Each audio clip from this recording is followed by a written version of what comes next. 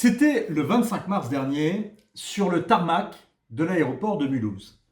Nos soignants qui se battent aujourd'hui pour sauver des vies se sont hier battus, souvent pour sauver l'hôpital, notre médecine. L'engagement que je prends ce soir, pour eux et pour la nation tout entière, c'est qu'à l'issue de cette crise, un plan massif d'investissement et de revalorisation de l'ensemble des carrières sera construit pour notre hôpital. C'était ensuite le 13 avril au soir, Solennellement, à l'Élysée. Il nous faudra rebâtir une indépendance sanitaire. Cela passera par un plan massif pour notre santé, notre recherche. Alors l'hôpital a-t-il vraiment besoin de plus d'argent ? Oui. Il faut sans doute plus d'argent pour l'hôpital et en même temps, ça ne peut pas être qu'une question de moyens. C'est pas une question d'argent. Les Allemands, avec moins, font beaucoup mieux que nous. Dans vos commentaires, vous êtes divisés. Il y a ceux qui répondent oui sans hésiter. Et il y a ceux qui répondent non. Ou bien oui mais. Alors, n'y a-t-il vraiment besoin que d'argent ? C'est la question, allez, la vraie question à mon avis.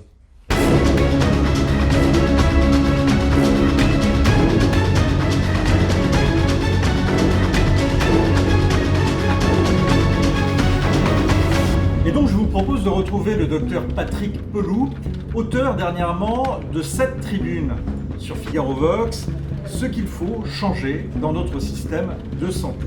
À l'opposé, le docteur Laurent Alexandre, essayiste, entrepreneur à succès et également chirurgien. Je propose également d'écouter le député LR de la Sarthe, Jean-Carl Grenier. Vous ne le connaissez peut-être pas, mais il a signé récemment ce livre « Nous nous sommes tant trompés ».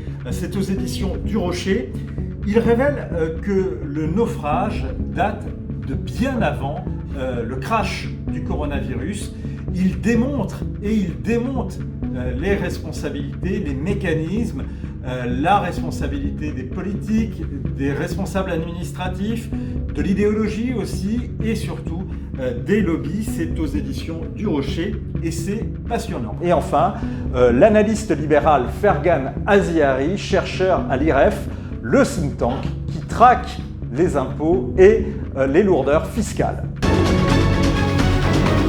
Tout le monde est d'accord, tout le monde le reconnaît, il faut tout de suite et d'abord revaloriser les soignants, en particulier les infirmiers, les infirmières.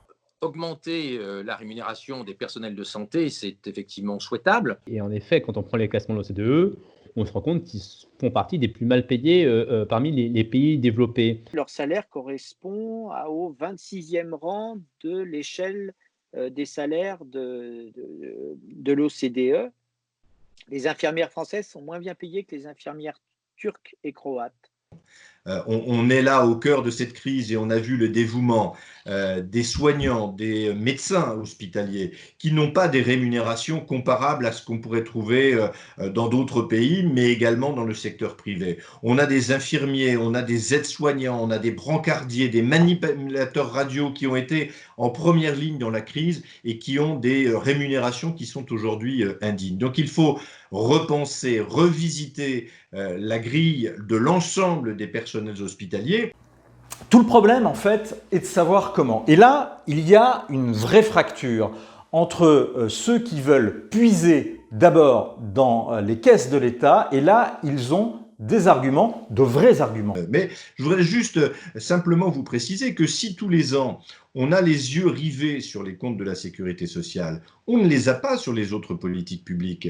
Personne dans les services de l'État n'est en capacité à vous dire quelle est la part du déficit annuel de l'État imputable à l'éducation nationale, imputable à la culture, imputable à la défense, imputable à la sécurité intérieure, ce qui n'empêche pas en 2020 de réinjecter près de 800 millions d'euros supplémentaires dans le budget de l'éducation nationale, ce qui n'est pas arrivé dans le budget de la santé depuis plus de 25 ans. Parce qu'en fait, depuis des années, on nous vote un budget déficitaire. On nous a imposé les 35 heures sans renfort de personnel, donc ça a entraîné un dysfonctionnement. C'est ça la vérité. Nous, on est prêt à faire un système de santé moderne et qui fonctionne.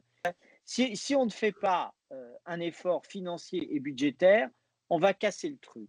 D'un autre côté, il en faut plus. pour convaincre les libéraux. Il n'y a plus de pognon. Donc il va y avoir des arbitrages.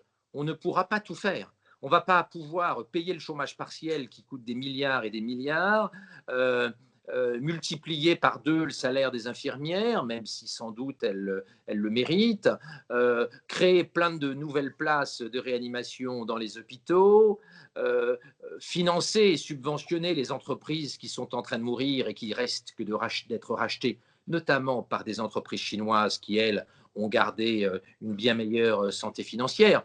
On ne pourra pas tout faire.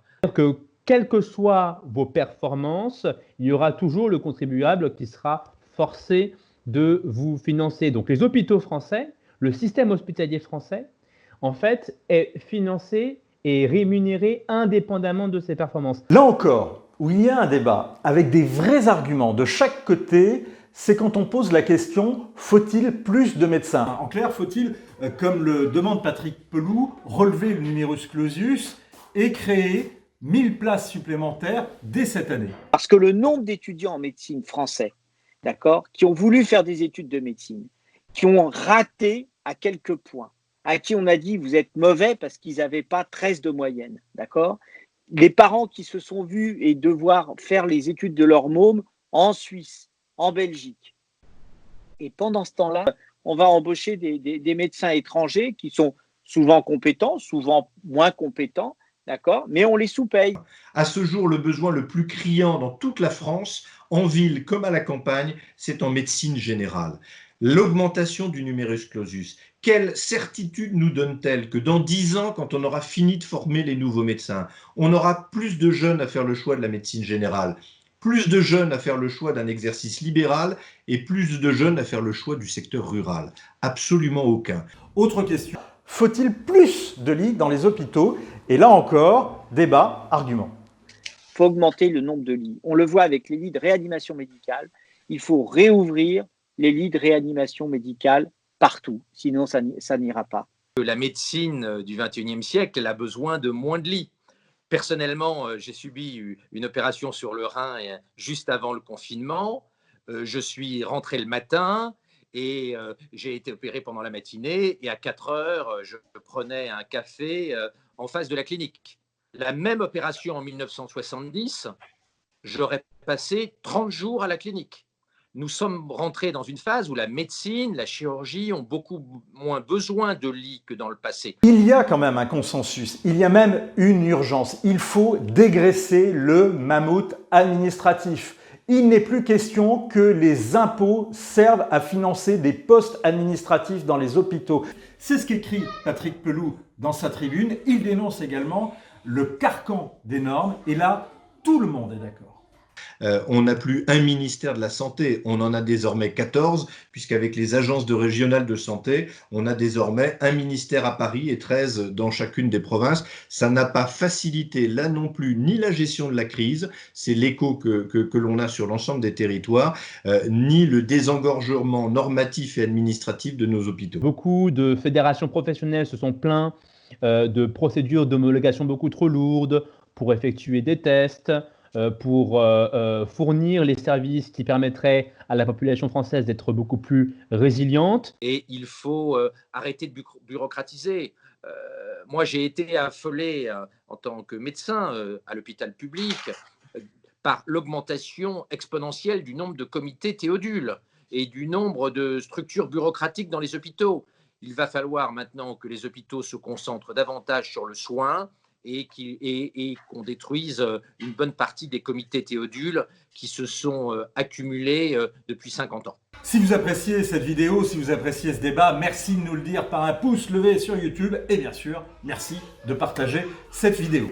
Allez, avant de se quitter, je vous livre ce témoignage. Je suis allé aux urgences à Vannes il y a 2 mois, un samedi après-midi. Il y avait du personnel, mais il en aurait fallu 5 fois plus tellement il y avait de gens en attente sur des brancards, dans les couloirs. De même, il n'y a pas assez de chambres dans ce service. Donc je ne suis pas sûr que le gouvernement comprenne bien les besoins qui ne sont pas que financiers. Malgré tous ces problèmes, on s'est très bien occupé de moi et avec le sourire, merci à eux. L'internaute qui signe ce témoignage s'est donné un surnom tout fout le camp. Eh bien, quand je lis ce témoignage, non. tout ne fout pas le camp, en tout cas, à mon avis.